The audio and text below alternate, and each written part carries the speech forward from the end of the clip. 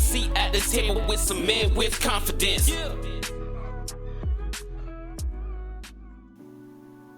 And welcome to Men in Confidence Sharing, where we, mature men, have mature conversations.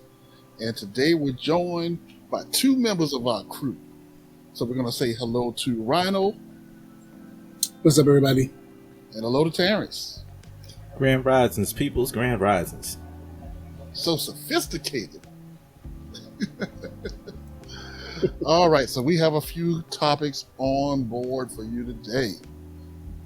Okay, so we're going to start off with the topic of Brittney Griner. I'm pretty sure everyone's familiar with her, what's going on in Russia, her recent sentencing, and how this is all played out in the news. So, question number one on the board for today. What are your thoughts on Brittney Griner and her legal issues in sentencing? Man, this is like crazy to me on so many different levels, from what she was arrested for to how our country has responded to it, and then the sentencing that came down from Russia. It's a lot to process and a lot to take in. So I'm glad we're having this conversation, because there's some meaty bits in here that we need to break down a little bit. Like, for starters, just the initial response to this professional athlete, person of stature in our country, was arrested, and it was almost as if there was a hesitation to do anything to get involved. There was kind of like this hiccup or stutter with we've got to go back, we've got to go support Brittney and free Brittney. And I've thought to myself, why are we hesitating? Why aren't we all over this? I seem to recall an incident involving some college players having an issue in China, and people were a lot more quick to respond. So what gives? Fast forward that to now, we got this 9-year sentence thrown down, and people in America have lost their minds. Like, oh my God, I can't believe this has happened.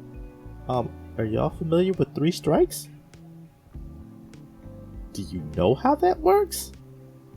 I mean, 9 years sounds like a long time, but when you got people serving life, this is. I'm still trying to kind of rein all of my thoughts in on this, because this is just like so many things and moving pieces going on here that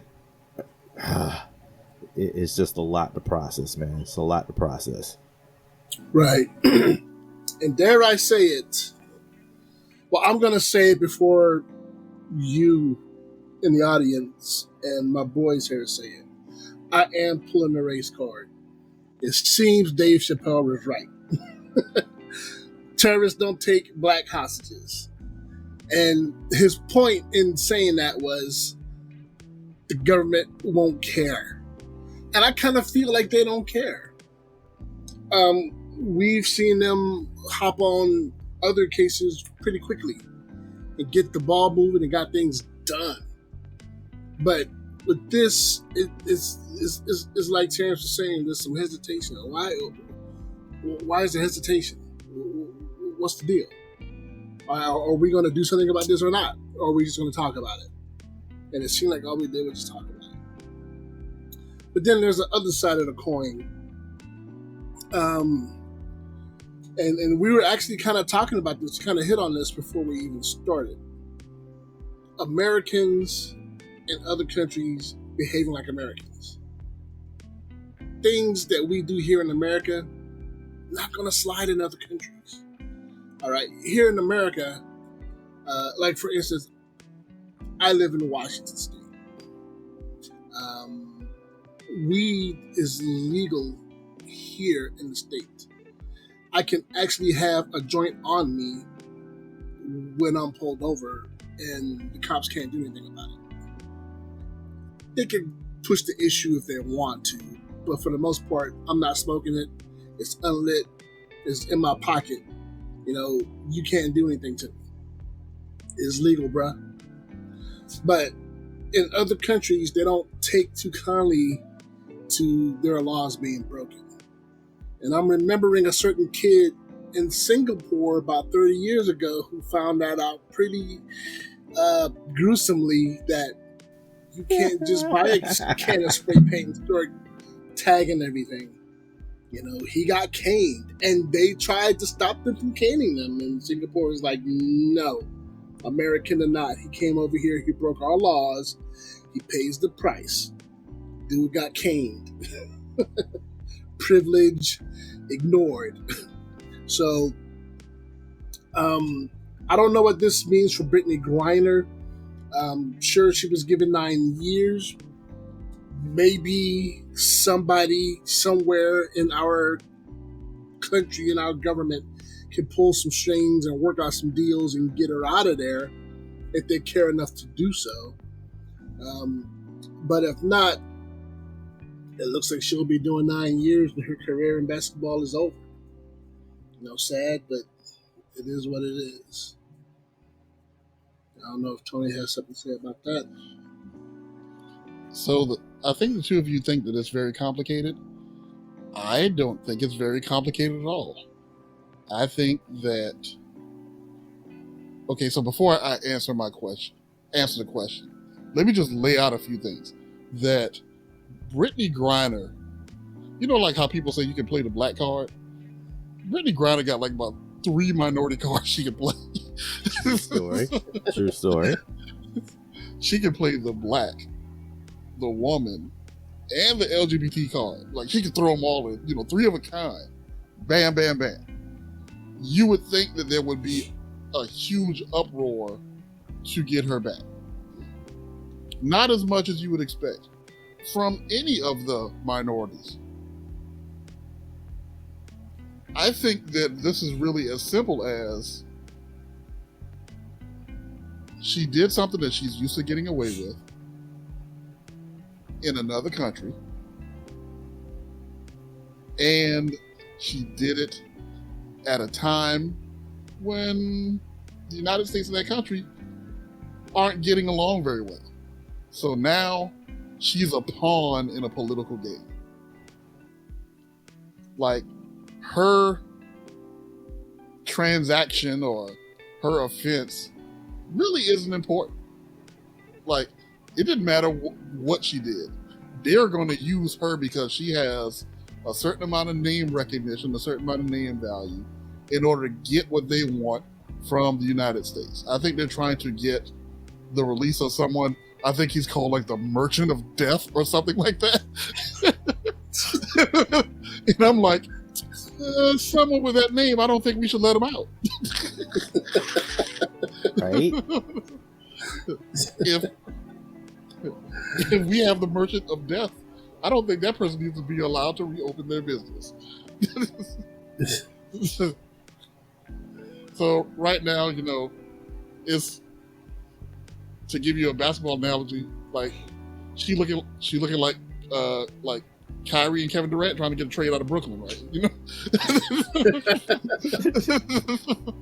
She thinks that she's at a certain value, and the world is like, nah, you're not as valuable as you think you are. Like, you're not going to get 3 first-round picks. And that's... sorry, go ahead. I was just going to say, that's part of the thing that makes this complicated to me, is the fact that she's got, like you said, that close-out Uno hand where you just bam, bam, bam, drop the 3 cards and you out. But the support is fickle. It's kind of like, women are kind of on both sides of this thing, like, well, I don't know. Or, we are BG, you know what I'm saying? And same with the LGBT community. And, same with the black community. It's just all kind of like, everybody's kind of tap dancing around it. So that's why it's complicated to me, because it's like, usually there's one voice that's really loud and unified and, taking up the mantle, and this time it's really not. So that's been uniquely different. Viktor Anatolyevich Bout. He's a Russian arms dealer. He's basically a part of Tony Stark. He's an entrepreneur, former Soviet military translator, and he used his multiple air transport companies to smuggle weapons since the collapse of the Soviet Union from Eastern Europe to Africa and the Middle East during the 90s and the early 2000s. He is the Merchant of Death. When you said Merchant of Death, it made me think about Tony Stark. I'm sorry. But he said, maybe we should let this guy out.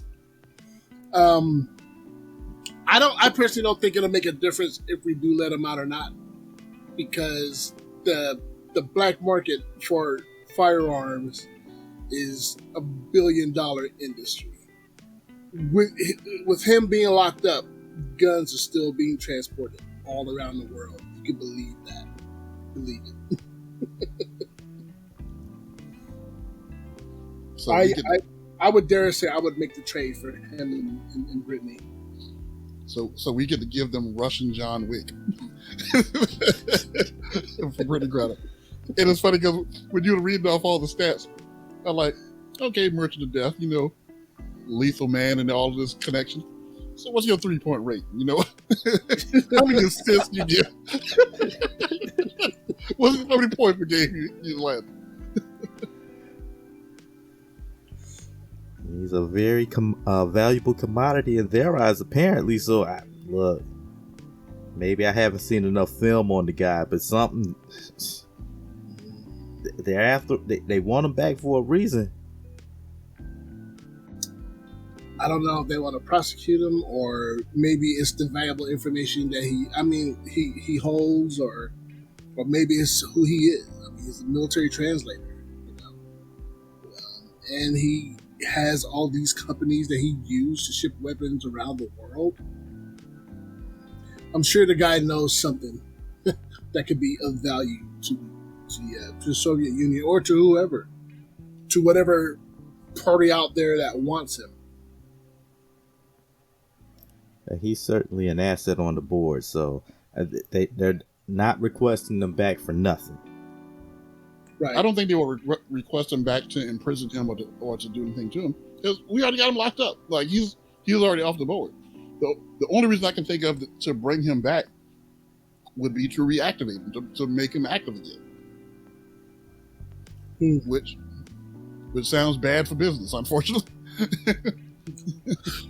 Well, if I understood Nicolas Cage's movie message, it would be profitable to have him on the board, because everybody be focused on him, and like magicians, all these other entities can continue to operate. Oh no, it's not us, it's him. Y'all let the Merchant of Death out. Don't look at my left hand. Don't look at what it's doing, making its deals, passing its billions. You look at the Merchant of Death. It's him. He's the one. Yeah, keep your attention over here while I stab you with this one. Right. Sounds right. So she is being imprisoned for basically the vape of marijuana. So I guess looking back at America, and Rhino State not included, is it time to federally legalize weed? Oh my goodness. I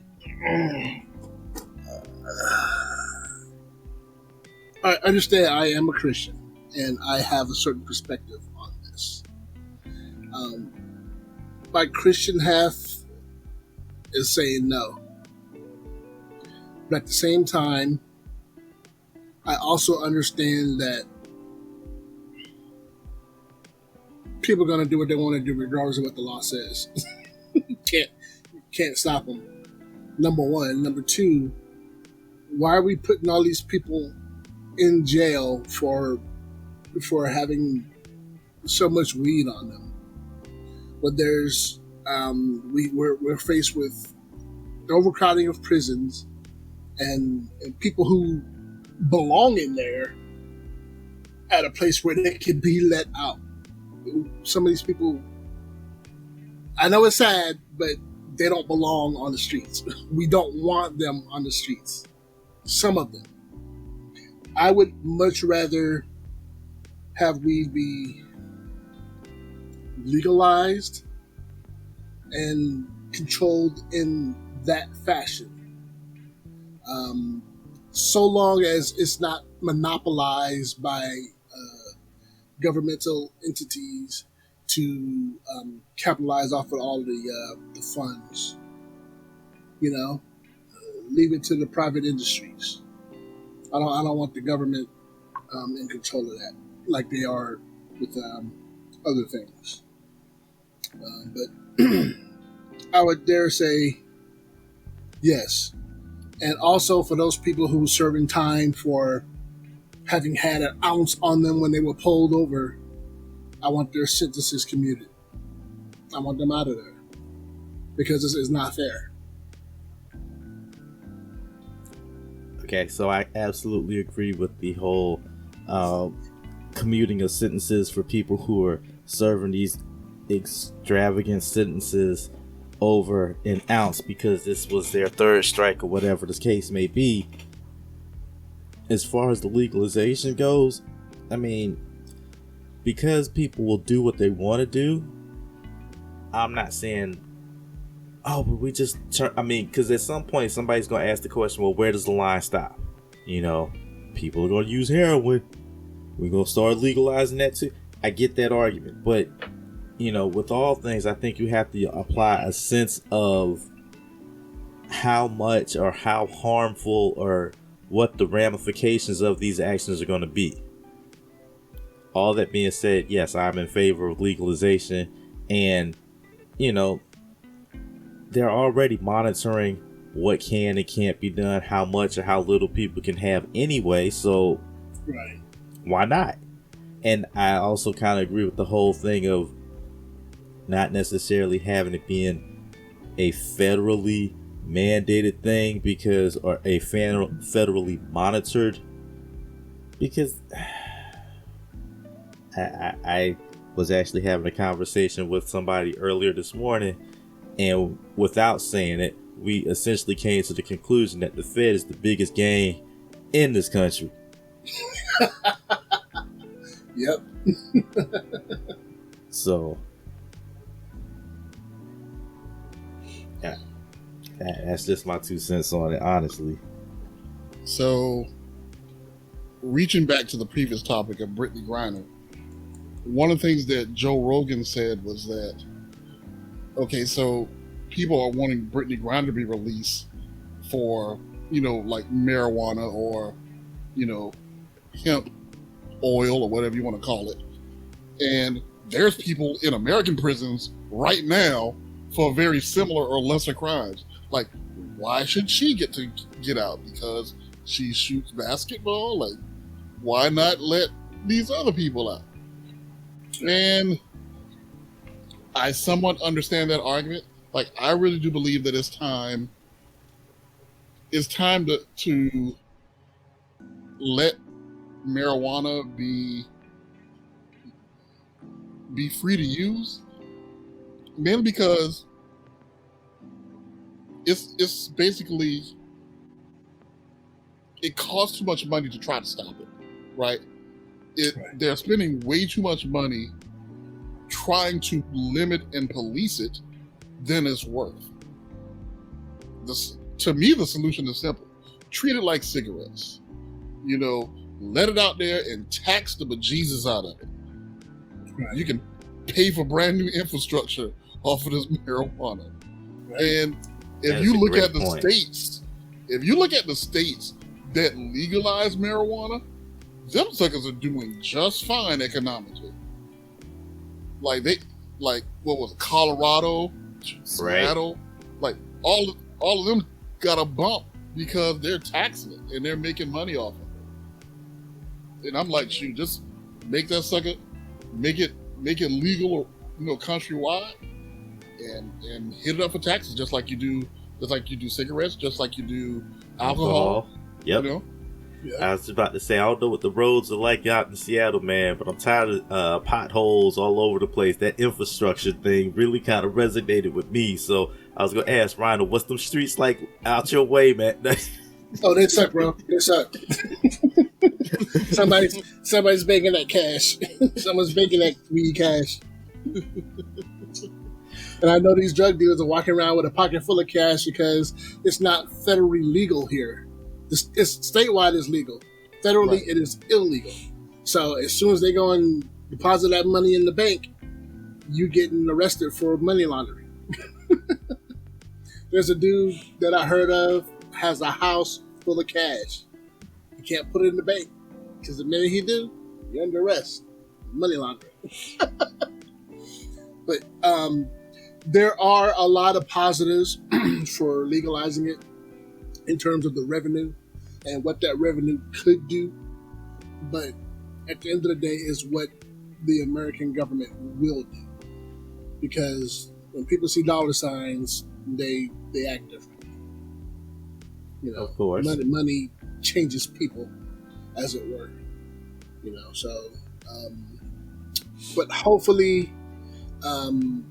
they can, if they want to really do something,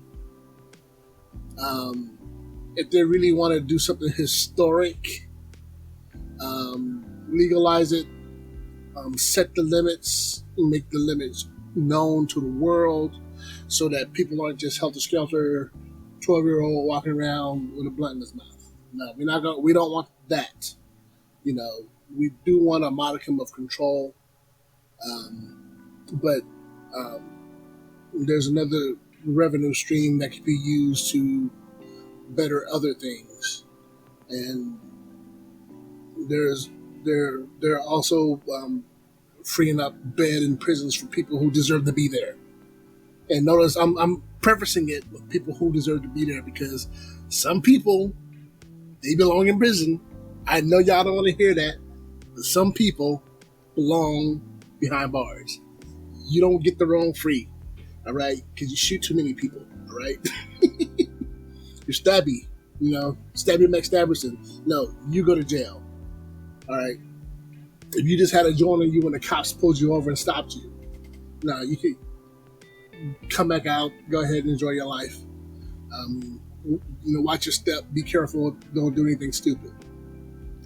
Let's see, you said something just now that always kind of strikes me when these conversations come up, because I feel like people go to an extreme. Like you mentioned regulating things because we don't want 12-year-olds walking around with joints and just smoking willy-nilly. It always bothers me that people don't think things through in a progression. It's like, we go from weed's illegal to it's federally legalized, and that automatically means that 90% of the population is just out here walking in a cloud, literally, of marijuana smoke. It's just like, it's not. Is that what you think? Is that really how thoughts process through your mind, that people are just going to, oh, well, the ban is up, so we just go, come on now. Because there's still, the people who were still against it are still going to be against it. Right. And I get that, but I have a unique perspective on this because I've had to deal with it personally. I've had to deal with it professionally. I had a guy, he was leaving work. It's my job to check him and to clear him and make sure he doesn't have anything he shouldn't have. The guy had weed on. And I had to let him know, hey, you can't bring this here. All right? And he wants to argue with me about whether or not it's legal. And that's not the case, bro. It's not the legalization of it. We all know it's legal. But you can't bring it on the job. You can't smoke it on your lunch break. All right? You can't bring beer in here. You wouldn't drink a 6-pack and then go to work, would you? Because we're here around a bunch of moving parts, and if you're not together, you're going to injure yourself or someone else. Right. So that is still the case. So you've got to If you want to smoke it, fine. Smoke it at home, in the safety of your home, but don't bring it to work. And that's all I'm trying to tell the guy. But he wanted to argue about me about how legal it is. And I'm like, dude, that's not the issue here. The issue is you bringing it to a workplace with a bunch of moving parts, and the rules still state that you can't bring it here. So there are going to be those people out there that are like, oh, it's legal now. I can do whatever I want. Take my shirt off and walk around naked and smoke it. No, you can't. You can't. Do that at home. Walk around naked in your backyard smoking weed. Don't go out in public. You can't do that. There will always be somebody that's going to just lose their mind and go full bore past the boundaries. Always. I do agree with that for the most part. That whenever you're making a rule or a law, you have to take it to the extremes to see how far someone can manipulate that law. I'm not saying that that's actually going to be what you see in real life, but like, okay, so if we make this legal, you actually have to think ahead and be like, how can someone abuse this right? Because someone, maybe not many people, but at least someone is going to try to abuse this and try to make it work for them. Like if you don't put an age limit on it, I promise you some parent is going to let their 9-year-old tote. Like, come here, boy. Hit this one time for the one time. Take a bit of this. Change the elevator music to Welcome to Jam Rock. Just all the culture just changed overnight. But let me stop jesting a little bit and actually ask a serious question.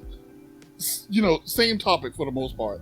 Like, so we're talking about the possible legalization of marijuana and hemp, whatever you want to call it. What do we do about the people that are already serving time just for this? Not for a combination of other things, but just for marijuana use or, possession. Do we let them out? Do we reduce sentences? Do we say, okay, if you're in, but the next person that does this, you don't get prosecuted. So what do you guys think? My initial answer is not to just release people. I feel like, again, we want to do this. We'd want to do something like this in a very structured and organized way, meaning you're going to have to review cases. You're going to have to look at scenarios, because the truth of the matter is each individual case is going to be different, and I would want to factor in things like time served, obviously behavior, kind of like when you look at the things you look at when you go to parole somebody. I think you want to take those same kind of considerations into play here. Not just a mass exodus of everybody who's serving a life sentence because they got busted with an ounce or whatever that threshold is.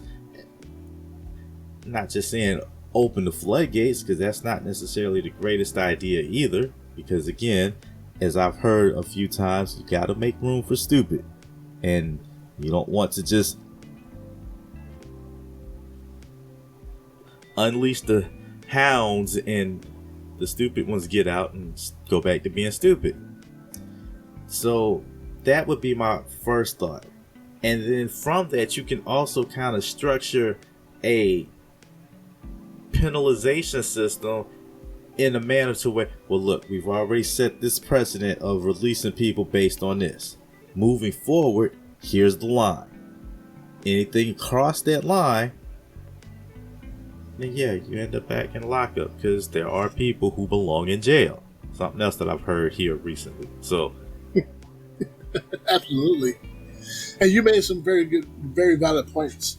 And the fact of the matter is, states already have laws in place for repeat offenders, et cetera, et cetera. But in terms of people doing time solely for the possession of drugs, it's like I agree with Terrence. Deal with it on a case by case basis. There's people that's doing life sentences for drug possession, but drug possession in connection with armed robbery, in connection with whatever else they were doing. Okay, well, we're going to commute your drug sentence. We're going to get rid of that. Right. You still pull a gun and rob somebody. You still. I mean, you don't get a free pass. Yeah, we're not just going to let you out to go do that again and go find that person. You're trying to take revenge. No, you're still going to pay for that because robbery isn't legal. We're not going to legalize that. Weed, yes. Robbery, no. Strong arm robbery, definitely not. Basically, it's just not going to happen. But I think I thought I heard Chicago did something where they were commuting sentences, and because they changed the way they dealt with drug offenders. But don't quote me on that. I'm still looking for the source of the idea. But I thought I heard it in the news somewhere where they were actually doing that. But don't quote me on that. I may have to get back to you on that. Okay. Okay, so to segue into the next topic, one of the main reasons for marijuana usage is to deal with a person's emotional state or how they're feeling right now. A lot of people take marijuana because they're trying to escape depression. So, simple question, how do you manage depression when you're depressed? What do you do? How do you cope? Well, as somebody with depression, I haven't tried weed. I know there's a bunch of weed heads out there probably saying, "Yeah, you should try it, bro." No, I don't think so. It's not my jam. I've managed depression in a lot of ways. My main way of managing depression is distracting myself. So I'll play copious amounts of video games. I'll go to the gym. I'll do anything but think about my depression. Like when my mom passed away in 2012, the years following that, when Christmas time came around, it was the roughest time of my life. And I literally had to distract myself. Otherwise, I would think on it and I would obsess over it. And I would just get more and more depressed and down the dumps. And so I found myself hanging out with friends, going to movies, and indulging in video games, just doing whatever was necessary to distract myself from thinking about her and not having her anymore. Going to church, participating in our services and our different programs that we have, whatever it takes to distract myself from the depression, that's what I would do. And I still actually practice that. This isn't something that I can just not do. So that's how I deal with it. I don't turn to drugs unless I got a headache or I'm sick or something, and then I want medication. But as far as depression, I don't take medication for it. Fair answers. Nothing wrong with that. I'm not gonna say, man, you should just roll that ish like that ish, smoke it just because you're feeling down. No, we won't go that route specifically. For me, how do I deal with depression? My answer is a little vague because I like to think most of the time I'm just not a overly depressed person. But on occasion when I do feel it, I sleep, which is sometimes healthy, sometimes not. I don't oversleep and just like spend 18, 20 hours of sleep consecutively or anything ridiculous like that or any sleep aids, but just sometimes a good nap to kind of clear your head. Rhino mentioned gaming. I mean, that's kind of a common thread here between the three of us. That was our thing for a little bit, So old habits die hard. That's one. I had a lead foot phase at one point in time where I was, Fast and Furious. I wasn't necessarily furious. I was a little fast, and so not advocating for that either. Like I said, my answer, I shouldn't have said vague. It's a little muddled because I've tried a couple different things. Let that one go really quickly because that got pricey. 2 tickets. Okay, I'm done.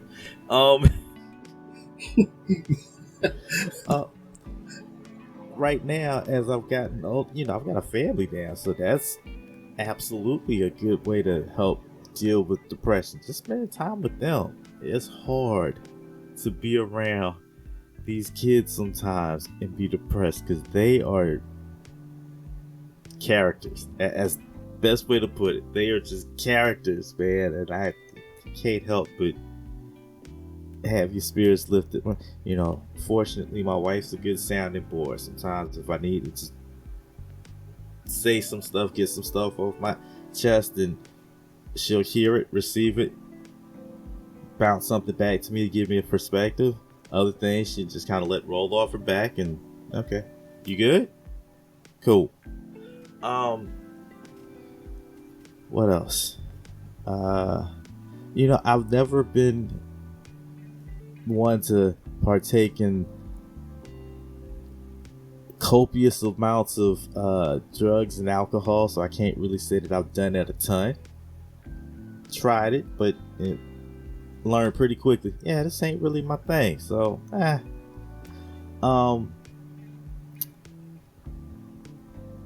I've one that was really good and I tend to lean back to on occasion is writing. And I'm not writing poems, I'm not writing like songs or anything, just literally writing, whatever is in my head, writing it down, and then, okay, this is complete garbage, toss it, because I needed to get it out somehow. Once it was on paper, it's like, okay, this was completely foolish. No one needs to see this or ever have it rear his ugly head again. Toss it, shred it, burn it, whatever. It's gone.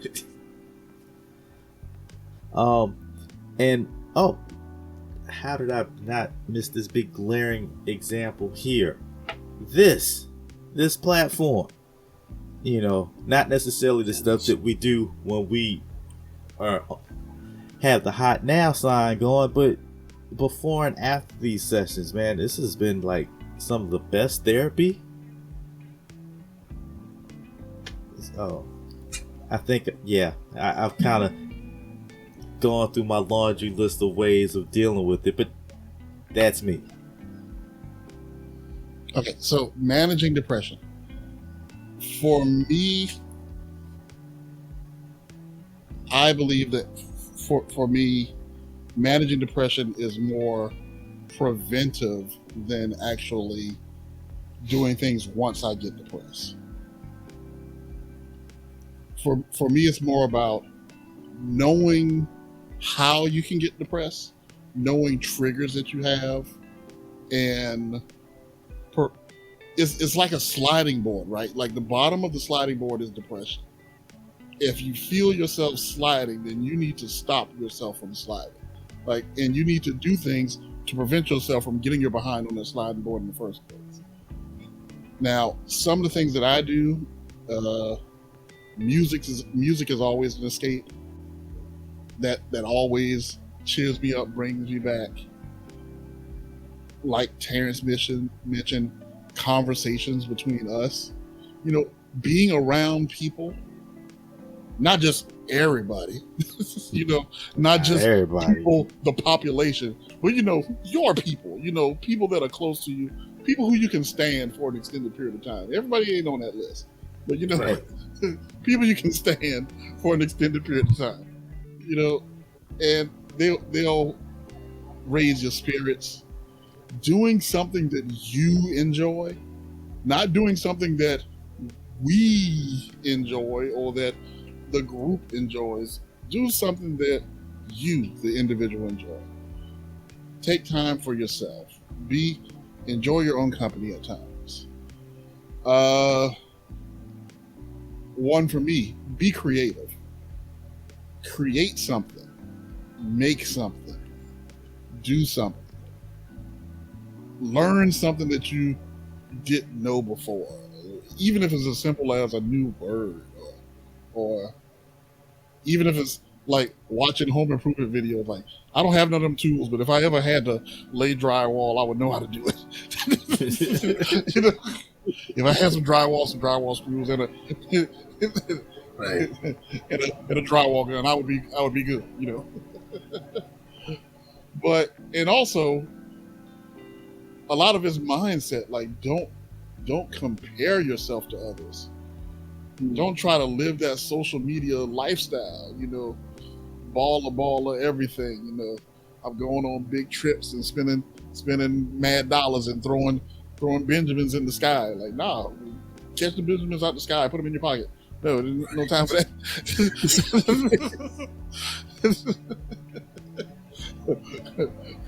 What is this money doing in the air? You know, put it in your pocket. But to me, it's a lot of it is preventative. To know what your triggers are, what can make you down, what can take away your confidence and things like that, and try your best to not just avoid them, but to battle it, like fight it. You know, like Get ahead of it. But that's just me. So, on this thought, like, what are some things that y'all do to like possibly get ahead of your depression? For me, to try and get ahead of it, lately I've found myself, because I've been doing a little bit more with these like meditations and really trying to be cognizant of what I'm thinking and why I'm thinking it. If I start feeling a certain way, well, hold up, wait a minute, where'd that come from? Why am I thinking about this? And then trying to take a moment right there in that beat and catch it and like redirect, figure out why my thoughts shifted to that pattern and start thinking in a different direction. Being preventative also sometimes includes the things that you were talking about, doing something that I'm into, doing something that I enjoy, whether it's, you know, watching, you know, good old wrestling show, or taking a little time to catch up on a game, you know, like see who's playing tonight. Not fantasy, but preseason games are going on, so keeping up with sports is a good one. I can admit there was a point in time that I even, as a way to get ahead of stuff, I would go for a walk. I won't say I went jogging, but you know, just go for a walk and just kind of do a loop around the neighborhood and turn a block, as me and my homie used to say, and come back and get your mind right. I was good. I don't know why I put that one down. Actually, that was actually a good idea. Need to put that in the corkboard somewhere and bring that one back to myself. Anyway, just getting ahead of things, getting ahead of that depression cycle was certainly key and certainly a smart thing to do, but I wish I had more information, or not information, but more methods I use to get ahead of it. But again, I just try and keep a good positive outlook. That's where I was going with most of that. My depression it's kind of weird. I don't get depressed because I lost $10, so I'm depressed. My depression is more of a mental illness that comes and goes at will. So I can't really prepare for it per se or get ahead of it. Actually, I can get ahead of it by reminding myself that I ask myself, how am I feeling right now?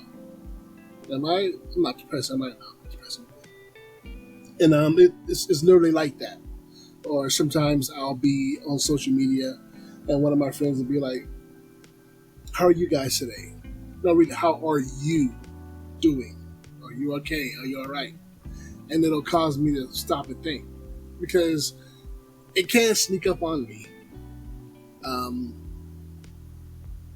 So sometimes things can happen that'll trigger it, but I'm now at a place where I pretty much know when I'm there, and I know how to get myself out of it.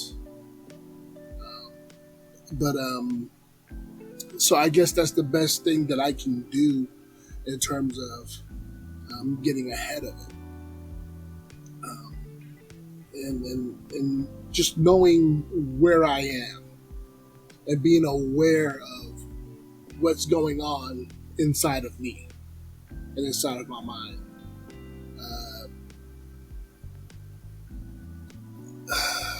I really do need to find a good therapist. I have so much that I need to unpack and set in order and say, see? And just to have them say, okay, Mr. Grant, this is what you need to do. But, and I'm trying not to go into all that right now, but my point is, I deal with it by being aware that at any time I can slip into it and I gotta be able to pull myself back out of it so that I'm not in it for 6 months. I'm not in it for 2 years. I'm not in it for, for too long a period of time. Awareness is key. I mean, that's a big thing, I think. So it really is. For being... It's a weird situation I have going on because it's like having mental health issues, but I'm hyper aware that I have this issue. And I kind of feel like that guy from Men in Black 3, I can see all of these different perspectives all at the same time. But I just gotta really, really just take it one day at a time and make sure that when I'm starting to slip into it, pull myself back out of it before I get in too deep. So that's the best that I can do. Well, that's fine. So here's a uncomfortable segue. So the self-deletion rate for men is 4 times the rate for women. Why the disparity? And what can be done about it? Okay, so my first thought was quite honestly 2 words. And those 2 words are 2 words. You'll get this as soon as I said it. Do something. That constant kind of pressure to do something, I feel, has a lot to do with self-deletion rates and the disparity. Because if you think about it, how often is that phrase or those words used to women? Since your question was about the disparity, there's not a lot of that per se, not in the same context. There's this whole idea that you gotta fix it, you gotta make it happen, you got to get it done and push through and be able to do A through F and then H through G through Z, all with a smile on your face and not complain about anything. You know, we're talking about things to do to get ahead of depression and things to do to deal with it.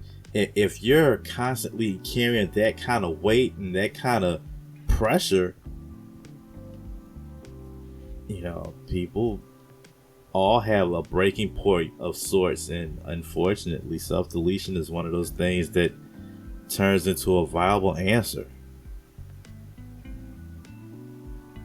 It's really sad because men, we're it's like you said, we're under a lot of pressure, and the same way, like I heard this lady talking, she was talking about, you know, her as a black female, and she was talking about something that's really toxic that people don't think is toxic, but it's toxic. Telling women, "You're a strong black woman," and she's like, "I'm not strong. I'm not strong. If I don't have to be strong, why do I have to be strong? You know, I'm a woman. I have vulnerabilities, and you know, et cetera, et cetera." And it's the same for men. You know, we're told to be tough. And you better not cry, boy. I remember being told that. You better not cry, boy. But, you know, I was a kind of kid. I wore my feelings on my sleeves anyway. You know, it just is what it is. But I'm like, why do we force ourselves into this position to take on so much? Granted, we're tough and we're resilient and we can deal with a lot. But it's like you said, everybody has a breaking point. You know, everyone can only bear so much. A point comes when you got to step away and be like, "Hey, look, this is too much. This is too much. I'm going to step away. Respect my decision to step away. Don't try to shame me because I'm stepping away. Don't try to call me a chump or whatever.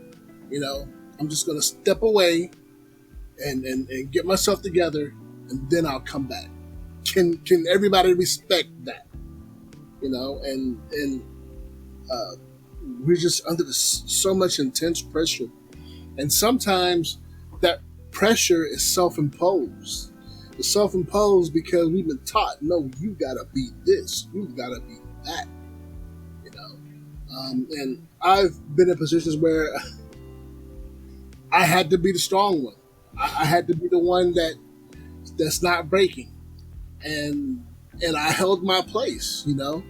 I stood up and I stood in my spot. But when it was all said and done, I had to sit down and just do the famous face palm. But man, just that pressure, just that societal pressure to man up. You hear it all the time, man up. And it's usually from people who don't know what it means to be a man. What do you know? What do you know about manning up? Don't you man up? But mental illness is such a tricky thing. It's kind of hard to pinpoint one single reason why men delete themselves. But it's worth talking about anyway. It's worth sorting out, looking at the numbers, looking at the statistics, and trying to figure out. Because eventually we're going to have to come up with something to kind of even this thing out into down to all to for. I'm sorry, I'm kind of losing my words here, but it's good to talk about, because the more we talk about it, the more our minds think about it, and the better the easier it'll be for us to come up with the solution as a society. That is, so it's worth talking about. Yeah, unfortunately, I don't have an answer.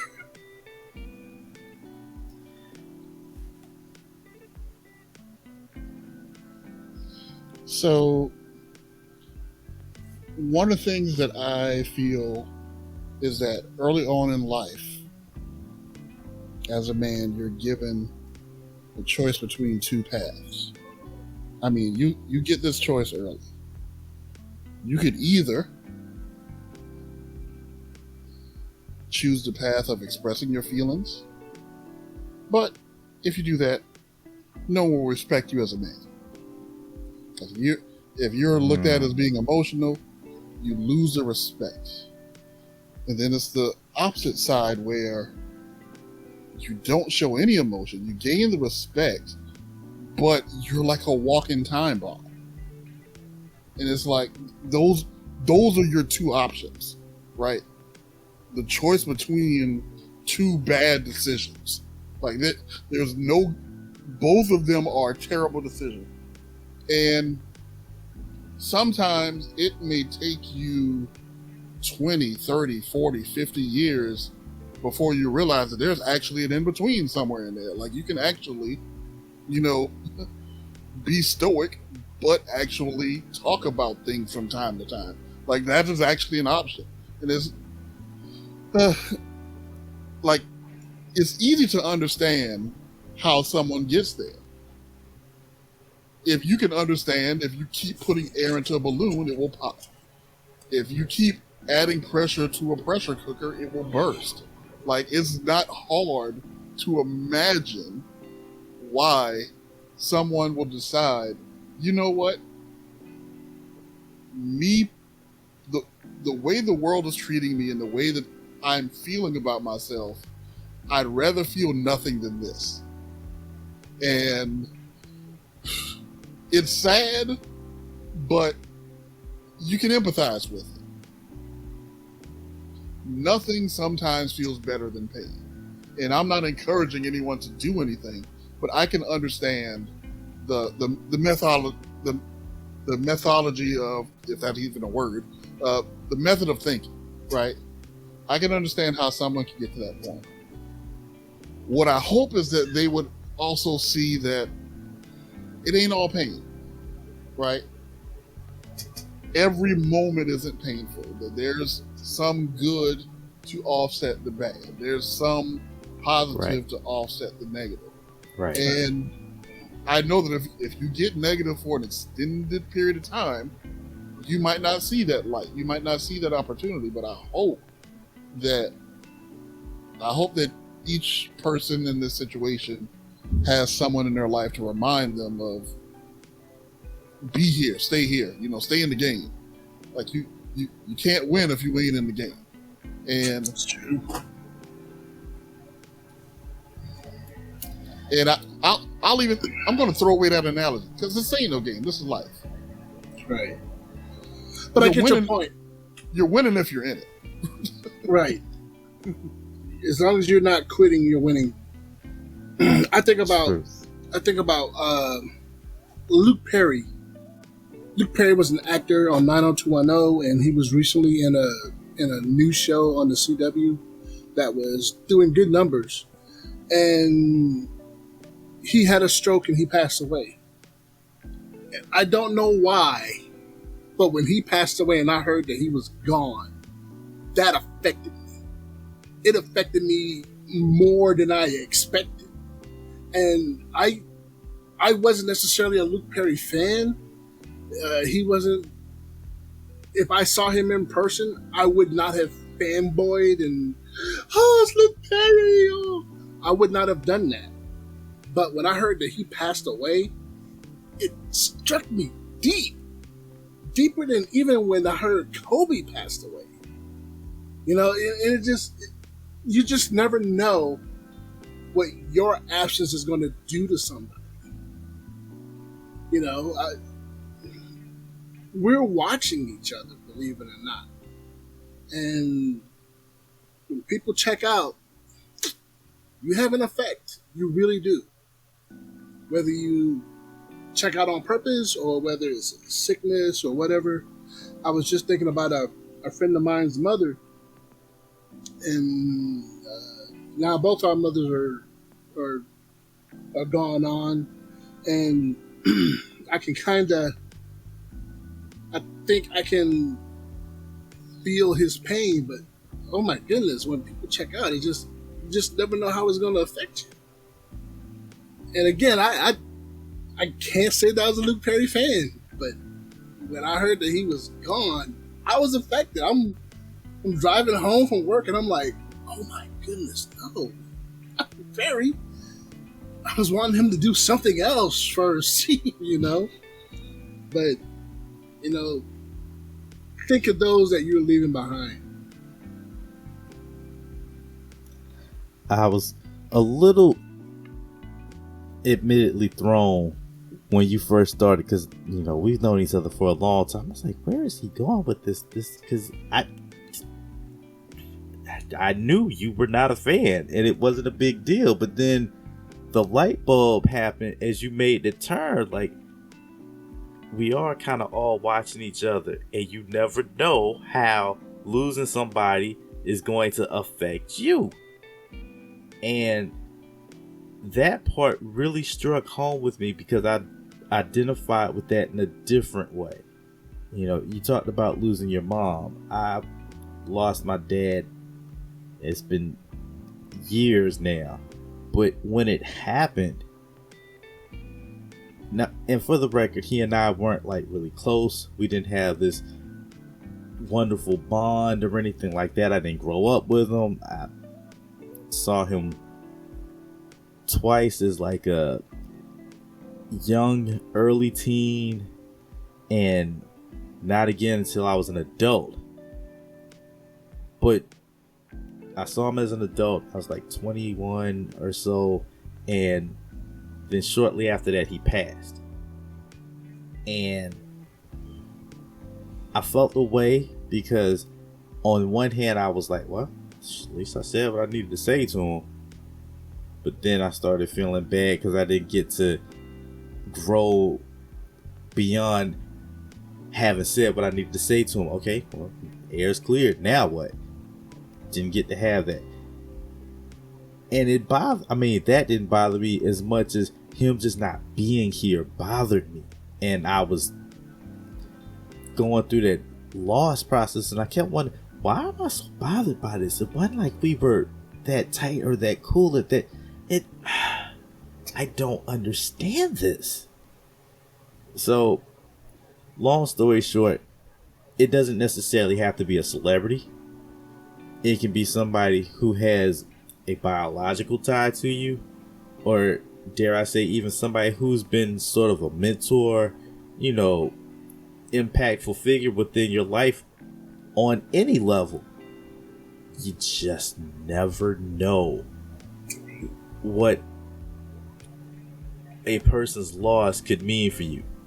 Conversely, that also means you don't know what you not being here may mean to someone else. Right. So for sake of the not knowing how you are affecting someone else, be mindful that now. And I feel like that's a valid statement in the sense that oftentimes people who have self-deleted have been known as having said, well, I don't think anyone would notice or miss me.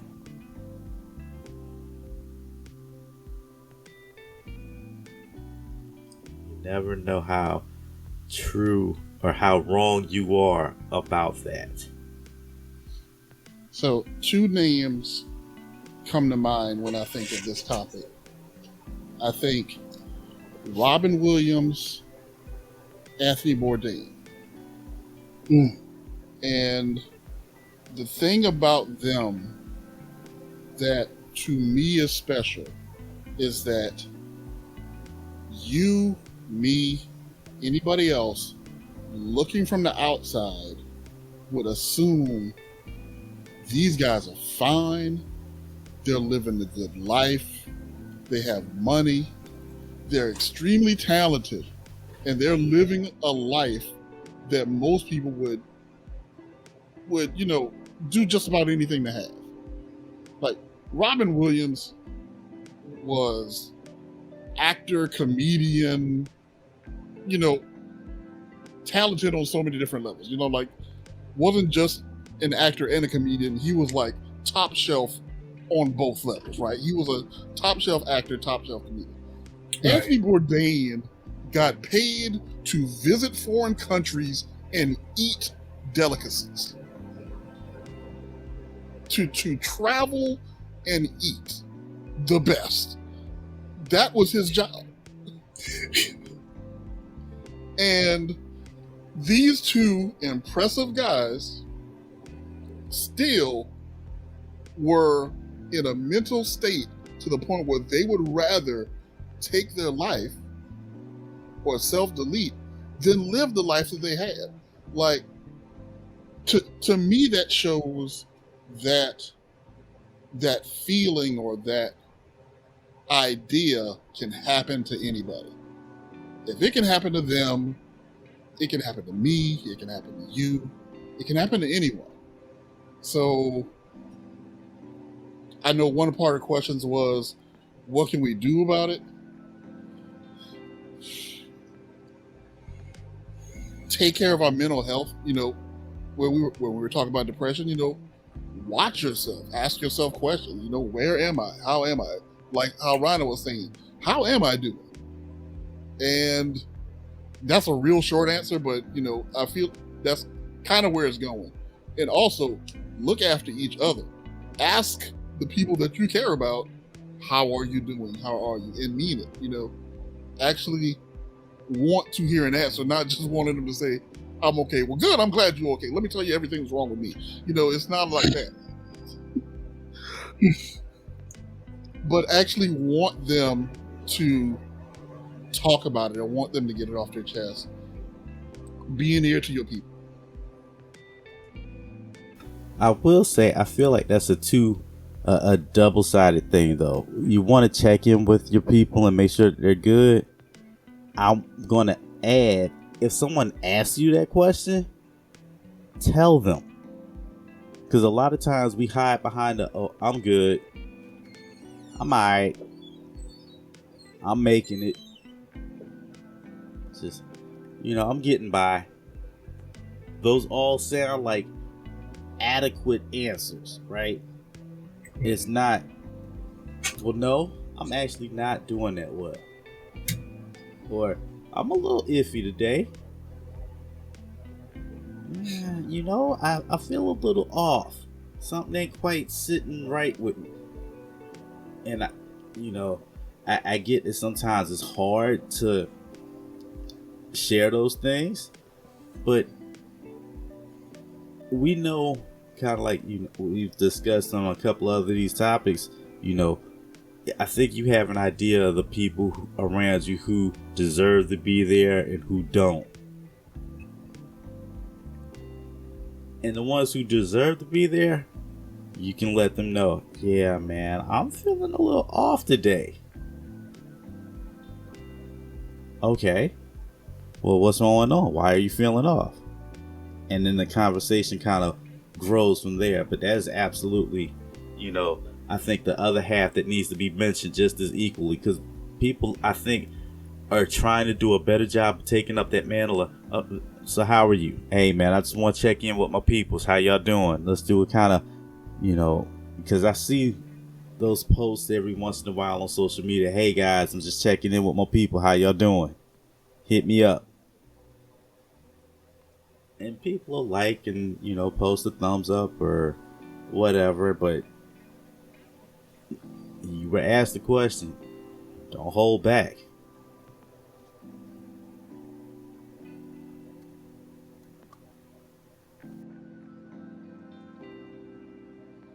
Appreciate it. Okay, so just looking at what we've been doing, I think we've been going for a pretty decent amount of time. And I kind of enjoyed our discussion. I hope you all did too. Mm-hmm. But before we go, anybody have anything they want to add before we close? All right, well, in that case, Terrence, the floor is yours. Well, as always, when it's time to wrap these things up, I always try to extend an invite to our listeners, our audience, and I'm practicing what I preach. How y'all doing? Y'all feeling all right? Get my Erykah Badu on a little bit. And let us know in the comments. How you doing? What's going on? What's good? What's popping? We've clearly told you how we're doing on sub level, so please let us know. And as always, thank y'all for listening. Like, share, subscribe. God bless you. Good night. Deuce. Peace out, everybody. Peace.